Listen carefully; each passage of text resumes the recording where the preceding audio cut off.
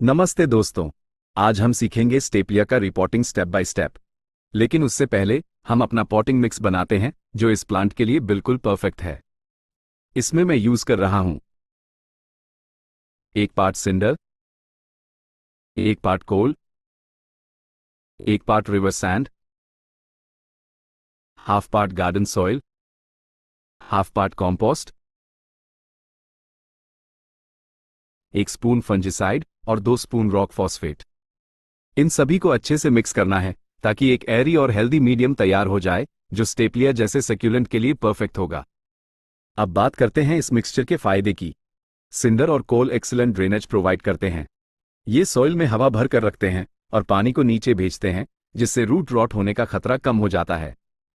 River sand भी drainage improve करती है, सॉइल को लूज बनाती है और रूट्स को ग्रो करने के लिए जगह देती है। गार्डन सॉइल थोड़ा मॉइस्चर होल्ड करती है और बेसिक स्ट्रक्चर मेंटेन करती है। कॉम्पोस्ट एक नेचुरल फर्टिलाइजर है। ये प्लांट को न्यूट्रिशन देता है, ग्रोथ और फ्लावरिंग दोनों इंप्रूव करता है। फंजिसाइड रूट्स को फंगल इन्फेक्शन और रॉट से बचाता है, और रॉक फॉस्फेट ये रूट डेवलपमेंट और फ्लावरिंग को बूस्ट करता है। दोस्तों, स्टेपिया के बारे में एक और मजेदार बात बताना चाहूंगा। इसको कैरियन फ्लावर भी कहा जाता है। क्यों? क्योंकि इसके फूल से हल्की सी गंध आती है जो इंसानों को थोड़ी अजीब लग सकती है, लेकिन असल में ये गंध मक्खियों को आकर्षित करती है। मक्खियां इसे परागण पॉलिनेशन करने में मदद करती हैं। तो अगर आपके स्टेपिया में फूल आते हैं और उस पर मक्खियां मंडराती दिखाई दे तो घबराइए मत। ये बिल्कुल नॉर्मल और प्लांट के लिए हेल्दी है। एक और जरूरी टिप यह है कि स्टेपिया को ज्यादा बार पानी देने की आदत मत डालिए। गर्मियों में आप हफ्ते में 1 या 2 बार पानी दे सकते हैं, लेकिन सर्दियों में इसको ऑलमोस्ट ड्राई रखना चाहिए। कोल्ड सीजन में ओवरवाटरिंग सबसे बड़ी गलती होती है और प्लांट जल्दी खराब हो सकता है। तो दोस्तों, अब जब हमारा पॉटिंग मिक्स रेडी है, चलिए रिपोर्टिंग का प्रोसेस शुरू करते हैं। सबसे पहले हम स्टेपिया प्लांट को उसके पुराने गमले से निकालेंगे, ध्यान से, रूट्स को डैमेज किए बिना। आप देख सकते हैं इसकी रूट्स कितनी हेल्दी हैं। अब हम इन रूट्स को हल्का सा साफ करेंगे, पुरानी मिट्टी को झाड़ देंगे ताकि नया पॉटिंग मिक्स रूट्स तक आसानी से पहुंच सके।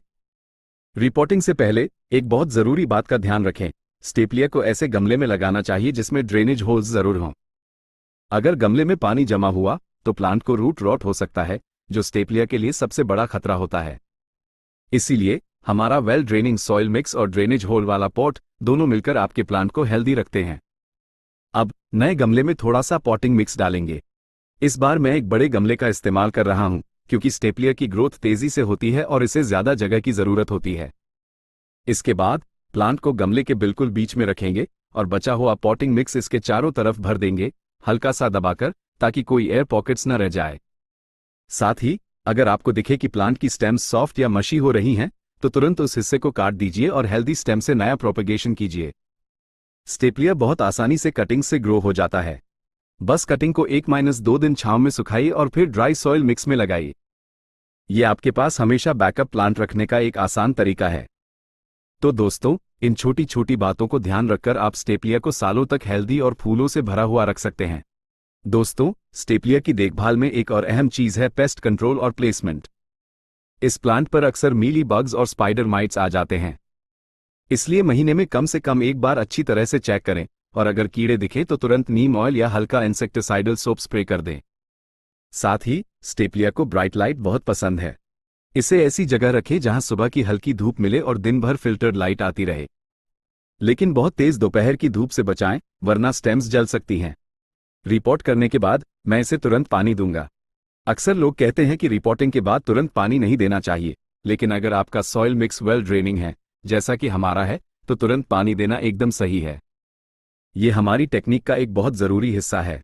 तुरंत पानी देने से नए सॉइल मिक्स में मौजूद फंजिसाइड तुरंत एक्टिव हो जाता है और ये रूट्स को किसी भी तरह के स्ट्रेस या इन्फेक्शन से बचाता है। साथ ही पानी की मदद से रूट्स नए पॉटिंग मिक्स में आराम से सेटल हो जाती हैं। पानी देने के बाद हम अपने प्लांट को कम से कम 1 हफ्ते तक शेडी एरिया में रखेंगे ताकि वो नए एनवायरनमेंट में एडजस्ट हो सके। इस दौरान आपको ज्यादा पानी देने की जरूरत नहीं है। 1 हफ्ते बाद आप इसे आहिस्ता आहिस्ता डायरेक्ट सनलाइट में शिफ्ट कर सकते हैं।